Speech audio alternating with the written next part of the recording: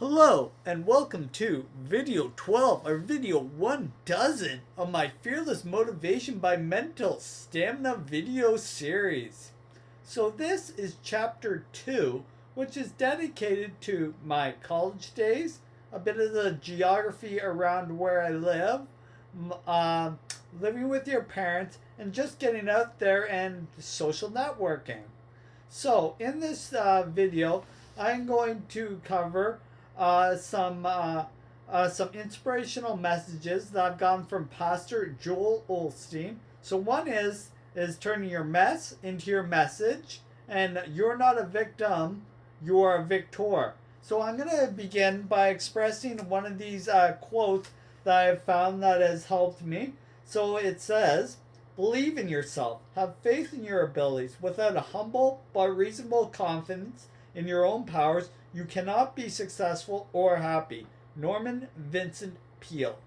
So I find that very interesting because you have to have confidence every day. And over the years, I have learned to speak slow but more elegant and precise. So when I first survived the brain tumor, I'd initially talk very loud and very quick. So that is one of the things that I noticed in my videos when I talk.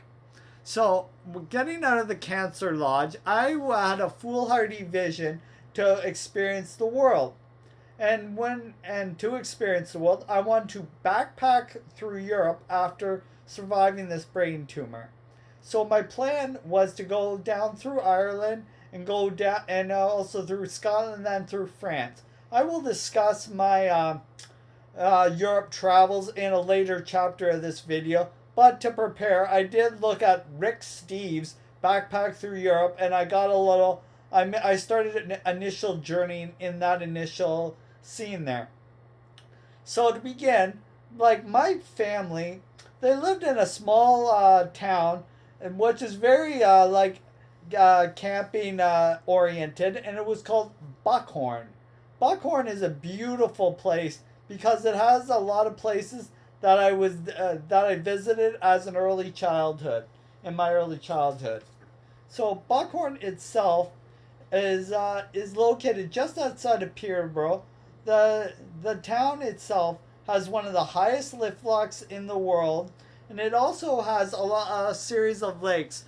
So the town itself got its name because the lake itself, the lake that is situated on Buckhorn Lake has two horns that come out, which are Shamong and Pigeon Lake.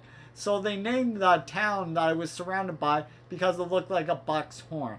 So also in Buckhorn, it has one of the largest lift locks in the world, which gets ships in and out or boats in and out to transition from one lake to the next lake. Also in Buckhorn, speaking of lakes, there is a beautiful lake that I spent my majority of my childhood there. It was called Sandy Beach. Sandy Beach, you could run out 30 to 40 feet before the water even got deep. I remember just running out there. I remember actually going strawberry picking with my mother, and then we go to Sandy Beach for a nice swim. Like that was just the funnest time of my early 90s and shortly into the 2000s. We'd always go to Sandy Beach, and you just love it there. Also in Sandy Beach, there's a giant heart in the middle of there, which you can also see on the proper side of it. It almost looks like a heart beating out of the stone. It's called the Giant's Heart. You can more correctly Google that to give it more proper justice about that. But living in Buckhorn, it was great because it really allowed me to enjoy the country lifestyle. And the country lifestyle is about having a giant bonfire, hunting, fishing, and loving every day. And that's what life is about. Just enjoying nature. You don't need all the bar lineups. You don't need all the drama, because just out by the campfire, you're going to get plenty of that. And you're just going to have wild adventures and enjoying nature to its fullest.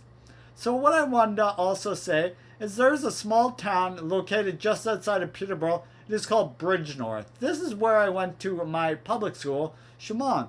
And Shamong Lake itself is separated by a giant mile-long bridge. It's called the Causeway. The causeway is where you could fish directly off the bridge.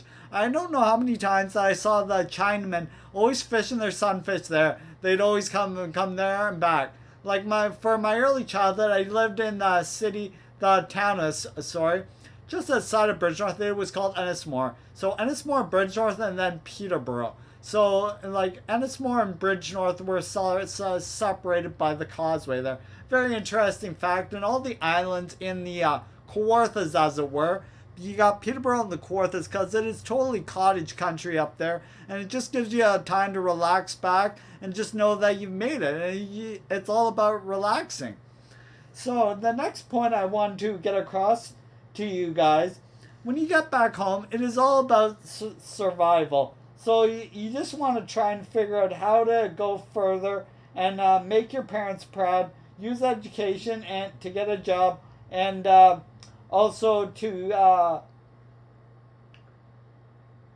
and also to go forward and get a car and a job and make your parents proud. But also when I got back, I want to say I got the love of my life when I got back from the Cancer Lodge. We adopted a new golden retriever, my now late brown-eyed girl, Sam. So I'm going to show you a quick picture of my beautiful girl, Sam. She's right here. So I hope you can like see that photo pretty well. Like that is a picture of her. She just recently passed away in November, and like she loved to play, she loved to go swimming, play dirty towel, and I just think dogs are so great because they give you the emotional support.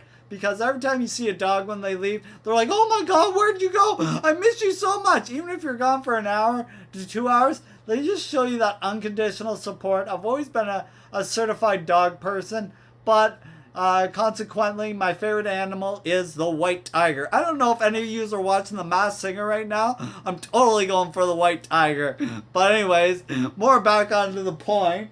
Like I was saying, like with Sam, while I was walking Sam, like I actually got my first mental stamina trick. And I don't know if there was like a voice out of God, but all of a sudden it just said to me, I had to be like 10 minutes from riding back home, and all of a sudden it said, "Hey, why don't you count down from 300, like 300 seconds?" And 300 seconds, for anyone who does not know, that is 5 minutes. So, and like I find this really helps when you slowly count down from like a large number. I've gone on to adopt all sorts of games for counting down, but what I find really interesting is that numbers are like really fascinating, and they're just so basic, but like they can be very elevated. Like when I went on to study customs and stuff, but like with numbers, I found them actually pretty boring because like you really can't learn too much about a person through numbers. But I like watching people, body language, and just seeing how they're dressed, how they act, because I've learned over the years that 90% is unspoken and 10% is spoken. So it's all about that nonverbal communication to see if people are into you and see if they're even paying attention. Like even now, I'm trying to look directly at the camera, and now I'm worried like if my thing is like darkly shaded out. But anyways, I keep going forward irregardless. So the last few points I wanted to make on this video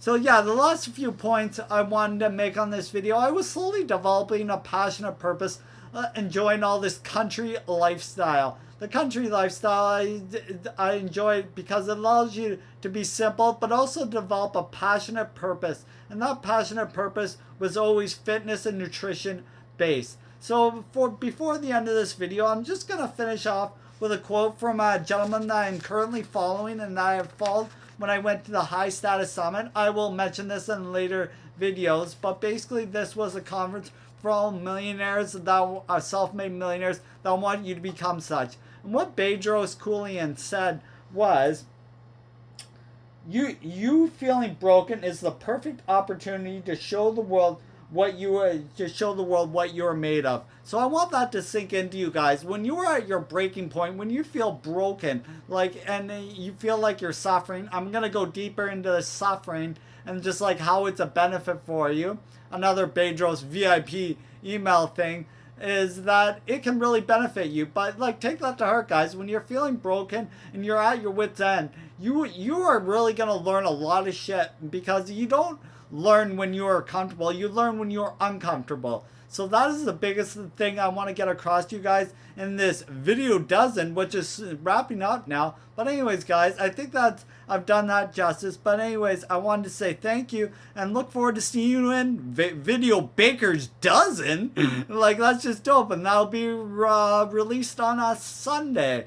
And as always, if you want to leave any comments, suggestions, or even as subscribers to my channel, because my goal in this podcast is to help out any cancer survivors or anybody that may be in need, because I'm readily available at Achilles33.3 on Instagram or Rob Achilles W on Facebook.